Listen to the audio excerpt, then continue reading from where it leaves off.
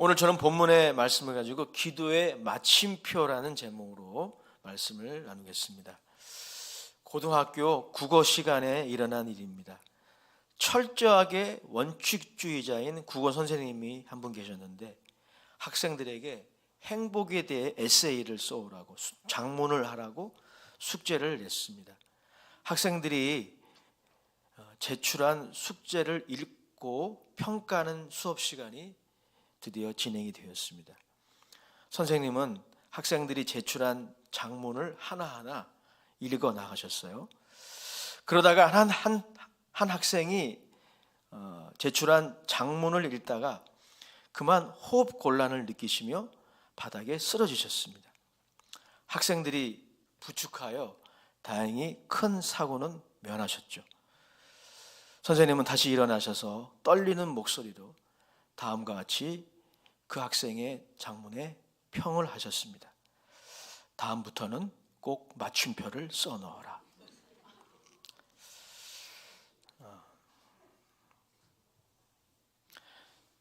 본문의 내용은 예수님이 가르쳐준 주기도문의 문을 닫는 내용이에요. 그 주기도문의 마침표에 해당이 되는 것이죠. 사실 본문의 내용은 누가복음의 버전에는 없는 부분입니다. 또한 고대 마태복음 다른 사본에도 이 내용은 존재하지 않습니다. 아마도 이 주기도가 예수님을 믿는 초대교회 안에서 사용되면서 성도들이 이른바 송령이라고 그러죠. 예배 끝나면 우리 성가대가 그 송령 찬양을 하듯이 거기에 추가된 것으로 여겨집니다. 그러나 그 초대교회에 의해서 추가됐다고 할지라도 이 주기도의 마지막에 이 내용이 추가된 것은 성경을 기록하게 하신 하나님의 감동의 결과라고 그렇게 이해해야 합니다. 즉 오늘 본문도 기록된 하나님의 말씀에 포함되는 것입니다. 이 말씀에 그래서 담겨져 있는 메시지가 있어요. 그런데 개역 개정 성경에는 오늘 본문 우리가 개역 개정 성경이잖아요. 여기에 보면 헬라어 원문에 있는 접속사 하나를 생략하고 있어요. 그 접속사가 뭐냐면 대개예요. 대개. 우리가 근데 예배를 마치고 나서 보통 함께 기도하는 주기도 안에는 이 대개라는 단어를 쓰죠. 여러분, 이 대개는 헬라어로 호티라고 합니다. 호티. 이 호티라는 말은 왜냐하면이라는 그런 뜻이에요. 이 접속사의 의미가 또한 중요합니다. 자, 그러니까 오늘 이 본문의 말씀은 이렇게 다시 읽을 수 있어요. 왜냐하면 나라와 권세와 영광이 아버지께 영원히 있기 때문입니다. 이렇게 번역할 수 있는 거예요. 오늘 이 송령에 속하는 이 메시지를 통해 세 가지 메시지를, 세 가지 하나님의 말씀을 함께 나누기 원합니다. 첫 번째는 뭐냐면 우리가 하나님 아버지께 기도해야 하는 근원적인 이유, 정말 기도해야 할 이유가 정말 많죠. 하지만 정말 근원적인 이유 한 가지가 여기 오늘 등장하는 거예요. 또 한 가지는 뭐냐면 우리가 직접 하나님 아버지께 담대히 나아가 기도해야 할 이유, 그것을 본문은 제시하고 있어요. 또 마지막 세 번째, 우리의 기도의 마무리가 어떠해야 아름다운 마무리인지 오늘 본문이 우리에게 말씀하고 있어요. 이 세 가지를 나누기 원합니다. 먼저 우리가 범사에 하나님 아버지께 기도해야 할 이유가 뭘까요? 정말 많은 이유를 생각할 수가 있는데 오늘 본문은 그 한 가지 이유, 정말 근원적인 이유를 제시하고 있습니다. 그것은 뭐냐면 나라와 권세와 영광이 영원히 하나님 아버지께 있기 때문이에요. 그분께 속해 있기 때문에. 사실 그분 거예요. 그분 거예요. 그러니까 하나님이 최고의 부자시죠. 선거되면 아멘 하시지. 하나님 최고의 부자십니다. 이걸 알았기 때문에 조지 뮬러가 5만 번 기도한 겁니다. 조지 뮬러가 5만 번 응답받았대요. 500번도 아니고 5,000번도 아니고 5만 번. 그 말은 무슨 말이에요? 5만 번 서로 다른 기도의 제목을 가지고 기도했다는 거예요. 조지 밀러는 이걸 알았어요. 하나님이 최고의 부자다. 나라와 권세와 영광이 그분께 있다는 거예요. 그렇습니다. 모든 선한 것이 하나님께 속해 있어요. 그러나 우리는 자주 오늘 저기 예배 드리다가 앞에 예배를 드리니까 부담스럽네 내가. 이제 다음 주부터 계속 그렇게 하세요. 자리를 옮기면 안 돼. 어디까지 했죠 제가? 네. 모든 선한 것이 하나님께 속해 있어요. 그러나 우리는 자주 나라와 권세와 영광이 세상에 속해 있다고 생각합니다. 우리는 그렇게 생각을 많이 해요. 사단은 예수님을 시험할 때 그런 거짓말을 했어요. 마태복음 4장 8절에서 9절에 보면 사단이 광야에서 금식하고 기도하신 예수님께 찾아와서 이렇게 시험했습니다. 마귀가 또 그를 데리고 지극히 높은 산으로 가서 천하 만국과 그 영광을 보여 이르되 만일 내게 엎드려 경배하면 이 모든 것을 내게 주리라. 천하 만국과 영광이 자신에게 있으니 자신에게 굴복하면 주겠다라고 마귀는 말했어요. 하지만 명백한 거짓말입니다. 천하 만국의 영광이 하나님께 속해 있는 거예요. 다니엘서에 보면 바벨론 왕 느부갓네살 왕이 등장을 합니다. 여러분, 이 바벨론 왕 느부갓네살 왕은 천하 만국을 굴복시키는 왕이에요. 당시 고대 근동 이스라엘을 포함해서 남유다를 포함해서 이집트까지 굴복시킨 그런 대단한 왕입니다. 그는 천하 만국의 영광이 자신에게 있다고 착각을 했어요. 자신의 유능함과 능력으로 인해서 천하 만국이 자신에게 굴복했다 이렇게 생각을 한 거예요. 착각한 거예요. 하나님은 그의 생각에 틀렸다는 것을 입증하기 위해서 그를 미치게 만드십니다. 오늘날 느부갓네살 왕이 돌아요. 미친 사람이 됩니다. 그래가지고 궁궐에 살지를 못해요. 그래서 궁궐 앞에 있는 숲의 짐승들하고 하늘의 이슬을 맞으면서 그렇게 살아갑니다. 그러다가 다시 정신이 돌아와요. 이 사건을 통해서 하나님이 느부갓네살 왕에게 그리고 바벨론의 포로로 끌려간 이스라엘 백성들에게 그리고 저와 여러분들에게 주시는 말씀이 있어요. 그게 다니엘서 4장 34절인데 한번 같이 읽어볼까요? 다니엘서 4장 34절 시작. 그 기한이 참에 나 느부갓네살이 하늘을 우러러 보았더니 내 총명이 다시 내게로 돌아온지라. 이에 내가 지극히 높으신 이에게 감사하며 영생하시는 이를 찬양하고 경배하였나니 그 권세는 영원한 권세요 그 나라는 대대에 이르리로다. 그 권세, 영원한 권세, 그 나라는 대대에 이르리로다. 권세와 나라와 권세와 영광이 하나님께 영원히 속해 있다는 거예요. 사랑하는 여러분, 기도는 뭐냐면요, 기도라는 행위는 우리가 우상에게 기도하는 것이 아니라면 우리가 하나님 아버지께 예수님의 이름으로 해야 되는 것입니다. 그 기도는 어떤 행위냐면 나라와 권세와 영광이 세상에 속해 있는 것이 아니라 특정한 사람에게 속해 있는 것이 아니라 궁극적으로 하나님의 소유다, 이걸 인정하는 행위예요. 그래서 기도를 기뻐하시는 거예요. 하나님이 여러분들이 예수님의 이름으로 기도할 때 하나님이 흥축해 하시는 것입니다. 하나님께 드리는 모든 종류의 기도, 그러니까 어린아이의 기도가 있죠. 또 수험생의 기도가 있어요. 또 직장에 취직하기 위해 면접을 봐야 되는데 그 면접 전에 잠깐 하는 그런 기도, 사업 파트너를 만나러 가기 전에 하는 여러분의 잠깐의 기도, 새벽이나 금요 기도에 나와서 습관적으로 간절히 드리는 그러한 기도, 지역 모임에서 드리는 합심 기도, 유창하지 못하지만 진심을 담아 나지막한 목소리로 드리는 기도, 그리고 재직 여러분들의 대표 기도와 헌금 기도, 모두가 나라와 권세와 영광이 하나님께 있음을 인정하는 행위예요. 믿으시기 바랍니다. 성경은 우리가 예수의 이름으로 기도하여 응답받는 것이 하나님께 영광을 돌리는 일이라고 단언합니다. 요한복음 14장 13절에 이런 말씀이 있어요. 요한복음 14장 13절 같이 읽어보겠습니다. 시작. 너희가 내 이름으로 무엇을 구하든지 내가 행하리니 이는 아버지로 하여금 아들로 말미암아 영광을 받으시게 하려 함이라. 사랑하는 여러분, 하나님께 영광을 돌리는 것은요 거창한 것이 아니에요. 여러분들이 트로피를 들어 올리고 인터뷰를 해가지고 아버지께 영광을 돌립니다, 이런 말을 꼭 할 필요는 없어요. 하면 좋겠지만, 하면 영광스럽겠지만, 그렇게 거창한 것이 아니에요. 여러분이 하나님께 영광을 돌리기 위해서는요 이거 하나 하면 돼요. 예수님의 이름으로 기도하세요.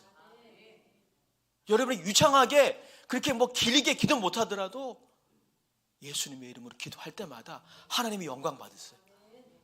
그게 본문 말씀이잖아요. 하나님은 자신의 영광을 위해서 여러분이 예수님의 이름으로, 아들의 이름으로 구하니까 그 기도를 응답하십니다. 주님 말씀하셨어요. 그래서 이렇게 우리는 생각할 수가 있습니다. 한번 저를 따라서 복창하겠습니다. 기도는 일단 하고 볼 일이다. 아멘. 후회함이 없는 선택이에요. 만약 나라와 권세와 영광이 아버지께 영원히 속해 있지 않다면, 하나님의 손이 짧아 하나님이 다루시지 못할 문제가 우리의 삶에 존재한다면, 그분이 컨트롤하시지 못하는 영역이 우리의 삶에 조금이라도 존재한다면, 그분의 계좌와 창고에 돈이 바닥이 나고 자원이 바닥이 난다면 우리의 기도가 유효하다고 확신할 수 없을 것입니다. 그런데 그렇지 않아요. 그렇지 않아요. 나라와 권세와 영광이 영원히 아버지께 있어요. 하나님 나라의 계좌에 잔고가 바닥나는 일이 없습니다. 조지 뮬러가 5만 번 서로 다른 기도 제목 가지고 기도한 거예요. 5만 번 응답받아서 돈 한 푼 없는데 고아원을 경영한 겁니다. 수많은 그 믿음의 사람들을 고아원을 통해 배출한 거예요. 설교자 김동원 목사님은 하나님 나라를 사는 방식이라는 책에서 이 부분을 이렇게 해석했는데 들어보시기 바랍니다. 하나님 나라에는 세상의 어떤 부요함으로도 그 어떤 권세와 높음으로도 얻을 수 없는 기쁨과 평안과 행복이 있습니다. 하나님의 힘은 세상의 힘과 권세 혹은 권력과 비교할 수 없습니다. 그래서 저는 이 말이 참 마음에 들었어요. 그래서 온 세상을 다 얻어도 하나님을 잃으면 아무것도 아닙니다. 그러나 반대로 온 세상을 다 잃었다 할지라도 하나님을 붙잡았으면 아무것도 잃은 것이 아닙니다. 믿으시나요? 왜요? 나라와 권세와 영광이 영원히 아버지께 있기 때문이에요. 하나님을 붙잡았다면 모든 것을 잡은 거예요. 하나님을 붙잡읍시다. 그게 기도예요, 여러분. 그게 바로 야곱이 약복강에서 했던 거 아닙니까? 야곱이 말이죠, 자신을 떠나는 천사를 붙잡았어요. 이거 놔라. 안 놓는 거예요. 그리고 뭐라 말합니까? 당신이 나를 축복하지 않으면 가게 하실 수 없습니다. 그래서 여러분, 하나님의 사자가 어떤 축복을 줍니까? 야곱의 이름을 바꿔주잖아요. 내 이름이 야곱이다마는 더 이상 야곱이라 하지 않겠다. 내 이름이 이제는 이스라엘이다. 이스라엘이 뭡니까? 하나님하고 씨름하여 인생을 사는 사람, 하나님하고 씨름하여 인생의 승부를 거는 사람, 그게 이스라엘이에요. 여러분, 그 씨름이 뭡니까? 기도죠. 기도. 이제 너희 인생은 야곱이 아니다. 야곱은 어떤 사람이에요? 야곱이 이름 뜻이 있잖아요. 속이는 자예요. 자신의 꾀와 재능만 믿고 살아가는 존재. 그게 야곱의 이름의 그 정체성 아닙니까? 예수님이 이 땅에 오신 이유가 바로 그것이죠. 우리의 정체성을 바꿔주시기 오신 거예요. 이제 야곱이 아니에요. 내 이름이 야곱이지만 이제 이스라엘이다. 하나님을 붙들면 삽니다. 그런 의미에서 한번 서로 축복합시다. 하나님을 붙들면 삽니다. 서로 인사합시다.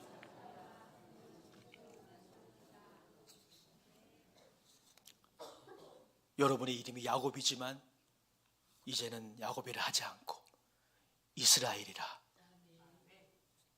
이 시간에 축복합니다. 우리는 기도 생활을 하면서도 확신을 잃어버릴 때가 사실 있어요. 특별히 기도 응답이 더딜 때가 있거든요.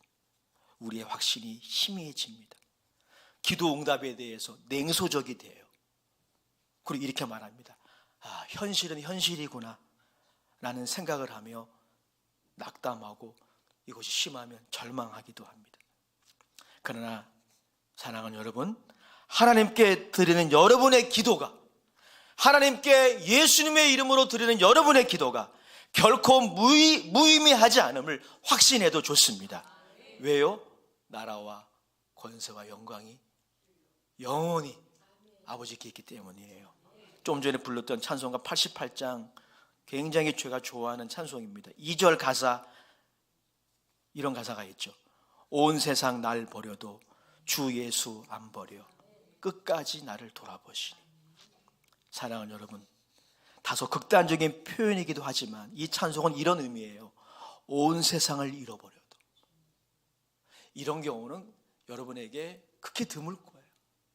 그러나 극단적으로 표현한다면 이런 표현을 할 수 있죠. 온 세상을 잃어도. 거기에는 여러분의 명예가 들어갈 수도 있고요, 여러분의 재력이 들어갈 수도 있고요, 여러분의 건강이 들어갈 수도 있어요. 온 세상을 잃어도 예수님을 영접하는 자, 곧 그 이름을 믿는 자에게는 잃은 것이 아닙니다. 왜요? 나라와 권세와 영광이 영원히 아버지께 있기 때문입니다. 요한복음 1장 12절이 바로 그 구절 아닙니까? 같이 읽어보겠습니다. 시작. 영접하는 자, 곧 그 이름을 믿는 자들에게는 하나님의 자녀가 되는 권세를 주셨으니. 아멘. 예수님을 영접한 여러분은 하나님의 상속자가 된 것입니다. 다시 일어날 수 있습니다. 다시 재기할 수 있어요. 상속자인데요. 제 말이 아닙니다. 성경이 말하고 있어요.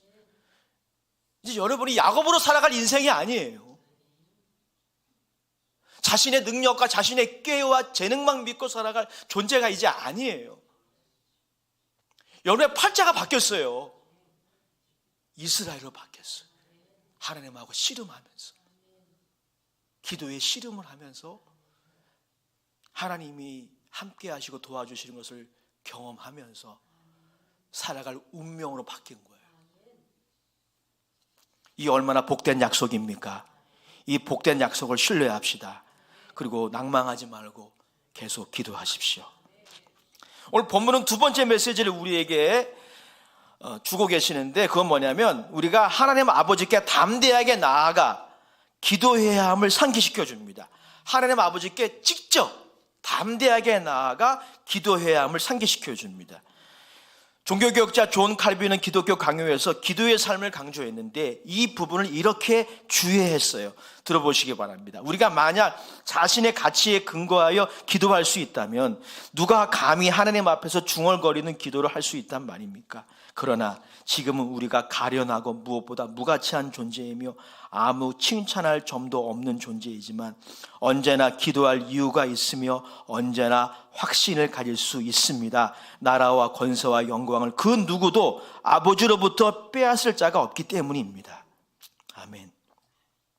그렇습니다. 아멘이에요. 이처럼 13절은 우리의 기도가 하나님께 받아들여질 근거가 하나님께 있음을 강력히 증거하는. 왜 우리가 하나님께 담대히 나갈 수 있습니까?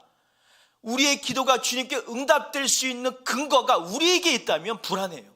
우리 자신이 없죠. 우리는 죄를 짓잖아요. 우리는 우리가 보기에도 부족해.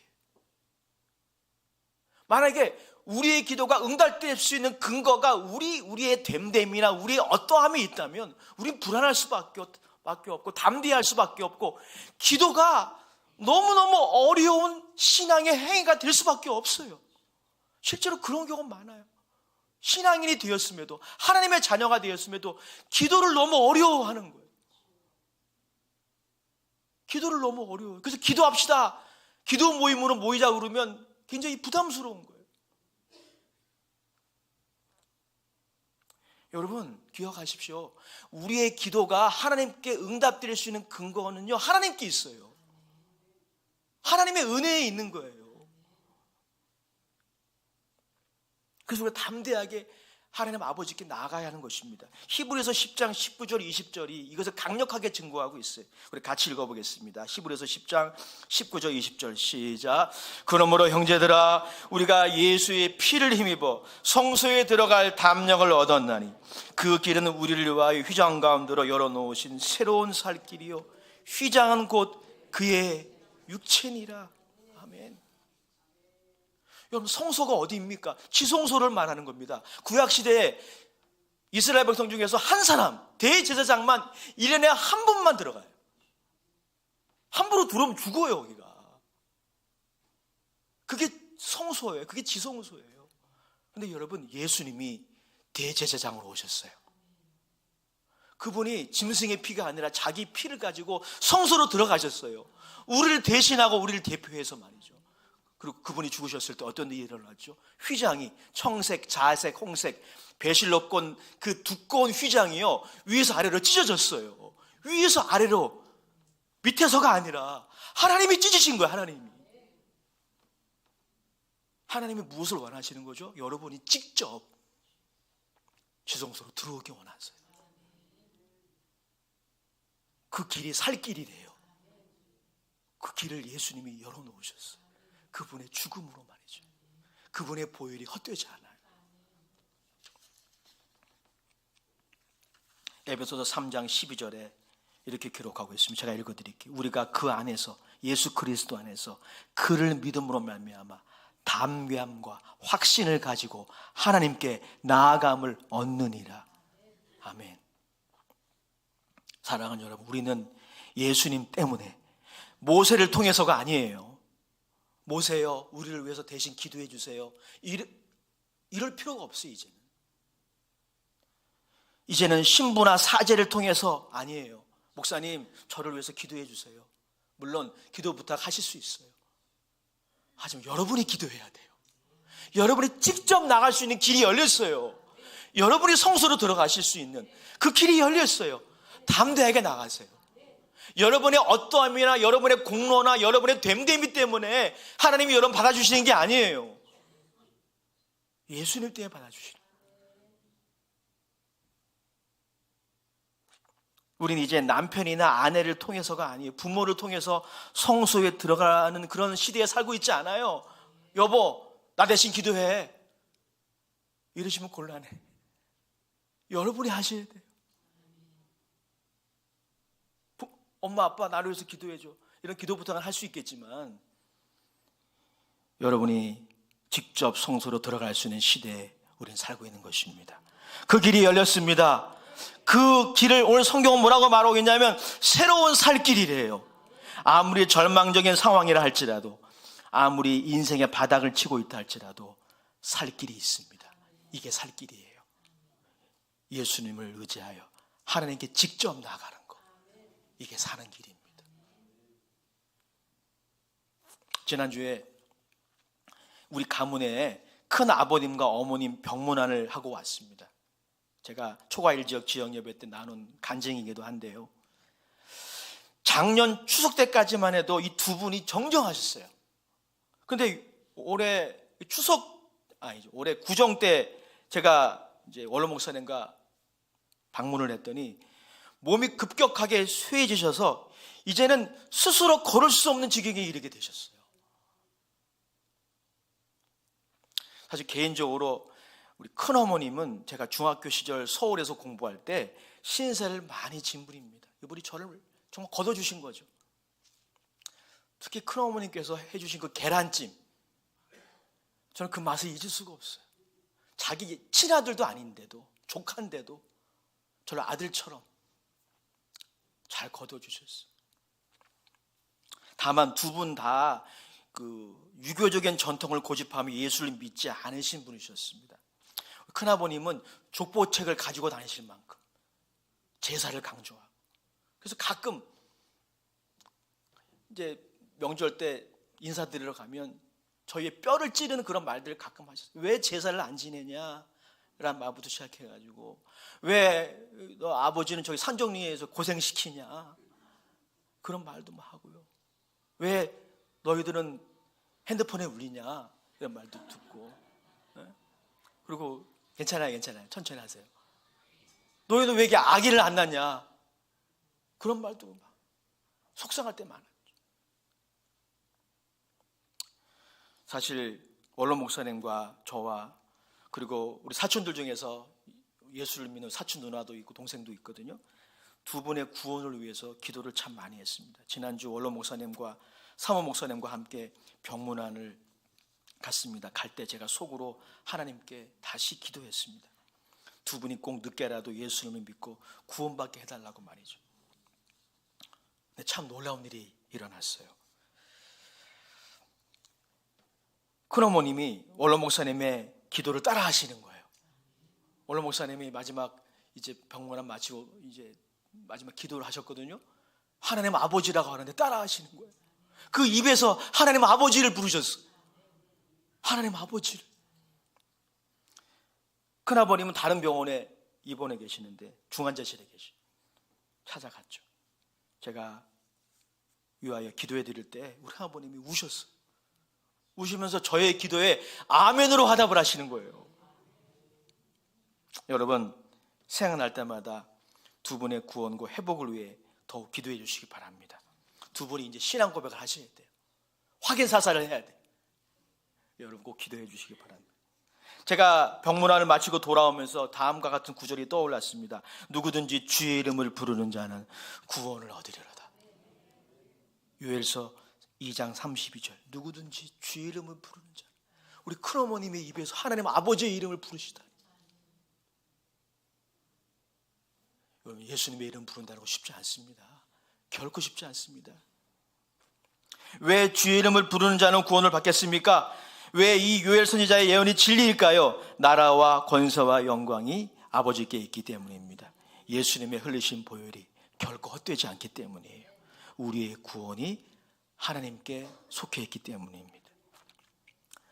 오늘 본문의 세 번째 메시지는 우리의 기도가 완전해지기 위해 우리에게 필요한 기도의 마무리가 무엇인지를 잘 보여줍니다. 윌리엄 바클레이는 산상수훈 강해에서 이 부분을 이렇게 주의했습니다. 하나님께 드릴 것을 하나님께 돌릴 때 그것이 기도의 아름다운 마무리라고 해석을 했어요. 그렇습니다. 기도의 마침표는 내가 구한 제목이 응답받는 것만이 아니에요. 우리는 보통 기도의 마무리, 기도의 마침표를 찍는 그 타이밍이 우리의 기도가 응답될 때라고 생각을 해요. 꼭 그렇지 않아요.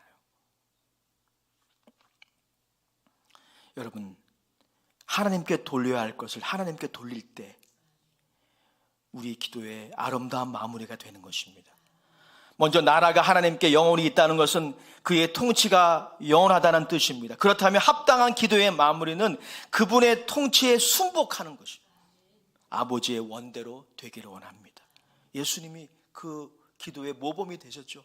예수님 겟세마네 동산에서 이 모범을 보여주신 거예요. 나의 원대로 마옵시고 아버지의 원대로 되기를 원합니다. 나라가 하나님께 영원히 있기 때문에 합당한 기도의 마무리는 그분의 통치에 순복하는 것입니다. 또한 권세가 하나님께 있다는 것은 우리 기도의 응답의 능력이 하나님께 있음을 고백하는 것입니다. 그렇다면 합당한 기도의 마무리는 당장 우리의 기도가 응답되지 않아도 상황이 어려워도 그분의 능력을 신뢰하며 감사하는 거예요. 여러분, 여러분의 기도가 응답되는 때만 기도가 마무리되는 게 아니고 여러분의 기도가 응답되지 않더라도 하나님의 능력을 신뢰하고 감사하면 그게 기도의 마침표가 되는 거예요. 아름다운 마무리가 되는 것입니다. 또한 영광이 하나님께 있다는 것은 합당한 기도의 마무리가 하나님께 영광을 돌리는 것을 의미합니다. 우리의 기도가 응답되건 아니면 그렇지 않건 간에 여러분이 하나님께 영광을 돌리면 여러분의 기도에 아름다운 마침표를 찍는 거예요. 아름다운 마무리가 되는 것입니다. 결론입니다. 한번 우리 그런 의미에서 종합하면서 저를 따라서 복창하겠습니다. 기도는 하고 볼 일이다. 또 한번 따라합니다. 아무리 어려운 시험도 살 길이 있다. 아멘. 한 번 더 따라해 주세요. 기도 응답의 결과를 하나님께 맡기자. 아멘. 이것이 우리의 기도 생활이 다른 종교와 근본적으로 다른 거예요. 나의 욕망대로가 아니라 하나님의 선하신 뜻 가운데 하나님의 능력으로 응답하실 것을 기대하면서 하나님께 감사하고 하나님께 영광을 돌리고 하나님의 뜻에 순복하겠습니다. 이것이 여러분 다른 종교에서 발견할 수 없는 기도의 비밀인 것입니다. 미국의 유명한 설교자 존 파이퍼는 기독교 신앙을 누리는 것이라고 정의했어요. 누리는 것.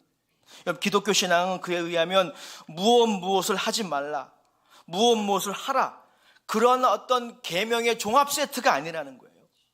기독교 신앙은 근본적으로 누리는 거예요. 뭘 누리는 것입니까? 그것은 바로 하나님이 우리에게 주신 기도 응답의 축복을 누리는 것입니다. 기독교 신앙은 맛보는 것이고 먹는 것이고 마시는 것입니다. 이러할 때 죄가 약속하는 즐거움보다 더 탁월한 그것을 능가하는 즐거움을 알게 되는 것입니다. 시험을 이기게 되는 거예요. 그것을 누리는 비결이 바로 무엇입니까? 바로 기도입니다. 오늘 기도의 응답의 축복을 여러분의 것으로 만드십시오. 나를 위하여 죽으시고 피 흘리신 예수 그리스도의 이름으로 기도하는 그 기도가 하나도 헛되지 않음을 믿으시기 바랍니다. 오늘 그 기도할 때 오늘 하나님의 그 은혜가 여러분의 삶 가운데 임하여서 세상이 줄 수 없는 나라와 권세와 영광이 아버지께 있다는 것. 그래서 세상이 줄 수 없는 하나님의 그 은혜를 더욱 누리시게 되시기를 주의 이름으로 축원합니다. 기도하겠습니다. 하나님 아버지, 은혜와 사랑을 감사합니다. 우리 사랑하는 귀한 종들이 모두가 다 주기도문을 마감하면서 기도의 이 축복을 누리기 원합니다. 은혜 베풀어 주시옵소서. 예수님의 이름으로 감사하며 기도합니다. 아멘. 우리 찬송가 365장 통합 찬송